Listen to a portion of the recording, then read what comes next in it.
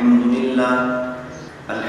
لله وكفى والصلاة والسلام على عباده الذين اصطفى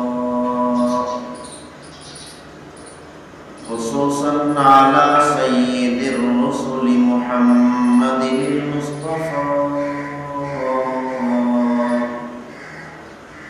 وعلى آله المجتبى وعلى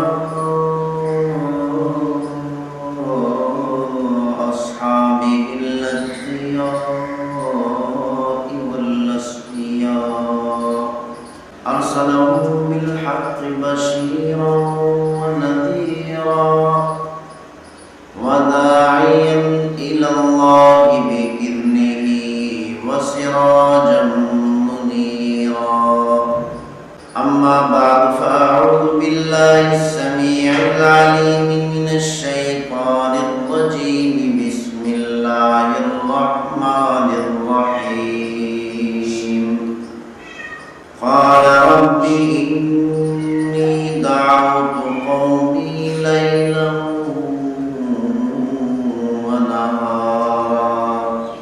صدق اللہ مولانا العظیم۔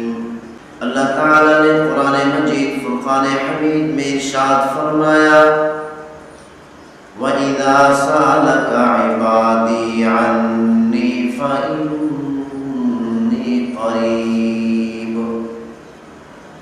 جب بھی میرا بندہ مجھ سے سوال کرتا ہے، مجھے پکارتا ہے اور مجھ سے دعا کرتا ہے، وَإِذَا سَأَلَكَ عِبَادِي عَنِّي فَإِنِّي قَرِيبٌ۔ جب بھی میرا بندہ مجھ سے سوال کرتا ہے، مجھ سے دعا مانگتا ہے، اللہ تعالیٰ نے اس کے اندر، اس آیت مبارکہ کے اندر یہ شرط نہیں لگائی کہ دعا مانگنے والا تہجد گزار ہو۔ اللہ تعالیٰ نے یہ شرط نہیں لگائی کہ دعا مانگنے والا پابندی سے نماز پڑھنے والا ہو۔ اللہ تعالیٰ نے یہ نہیں فرمایا کہ دعا مانگنے والا مشرک نہ ہو، کافر نہ ہو، مسلمان ہو، ایمان والا ہو۔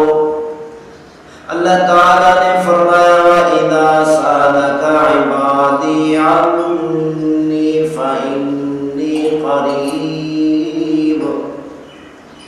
اللہ تعالیٰ نے فرمایا جب بھی میرا بندہ،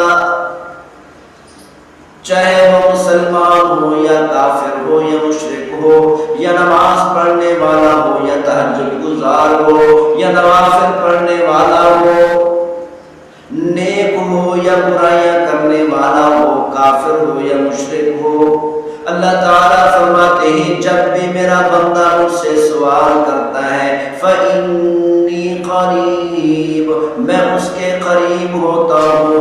ہر بندے کو یہ سمجھنا چاہیے میرا پروردگار میرے قریب ہے، مجھ سے دور نہیں۔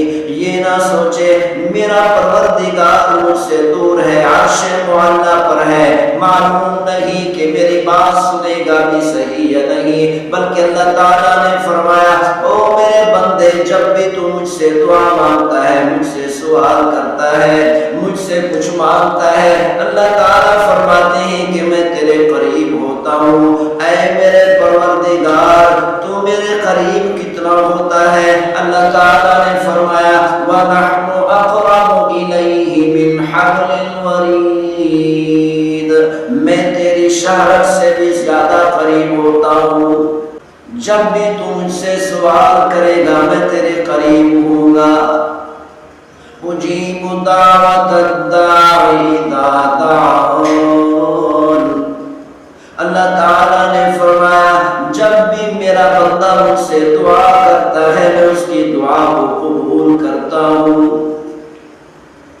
اللہ تعالیٰ نے دعا کے لیے یہ شرط نہیں لگائی کہ حرم شریف میں بیٹھ کر دعا مانگے، یہ نہیں فرمایا مسجد نبوی میں بیٹھ کر دعا مانگے۔ اللہ تعالیٰ نے دعا مانگنے کے لیے یہ شرط نہیں لگائی کہ بیت المقدس میں بیٹھ کر دعا مانگے۔ اللہ تعالیٰ نے یہ شرط نہیں لگائی کہ نماز پڑھ کر دعا مانگے، تہجد پڑھ کر دعا مانگے۔ اللہ تعالیٰ نے ہوئے دعا مانگے۔ اللہ تعالیٰ نے یہ نہیں فرمایا کہ عرفات کے میدان میں کھڑے ہو کر دعا مانگے، مزدلفہ اور مینا میں کھڑے ہو کر دعا مانگے۔ اللہ تعالیٰ نے یہ نہیں فرمایا کہ مسجد میں بیٹھ کر دعا مانگے، نماز پڑھنے کے بعد دعا مانگے، نوافل پڑھنے کے بعد دعا مانگے۔ اللہ تعالیٰ نے یہ نہیں فرمایا کہ قرآن مجید فرقان حمید کی تلاوت کرنے کے بعد دعا مانگے۔ اللہ تعالیٰ نے یہ شرط نہیں لگائی کہ میرا ذکر کرنے کے بعد دعا مانگے، تسبیحات پڑھنے کے بعد دعا مانگے، استغفار پڑھنے کے بعد دعا مانگے۔ اللہ تعالیٰ نے فرمایا اجیب دعوت الداعی اذا دعان، جب بھی میرا بندہ مجھ سے دعا مانگتا ہے، جس جگہ پر بیٹھ کر دعا مانگتا ہے، جس حالت میں دعا مانگتا ہے، اللہ فرماتے ہیں کہ میں اس کی دعا کو قبول کرتا ہوں۔ تو اسی لیے مسلمانوں کو چاہیے، اللہ کے بندوں کو چاہیے کہ اپنے گناہوں سے توبہ کرے، اللہ تعالیٰ سے دعا مانگے۔ اللہ تعالیٰ کا وعدہ ہے جب بھی میرا بندہ مجھ سے دعا مانگتا ہے میں اس کی دعا کو قبول کرتا ہوں۔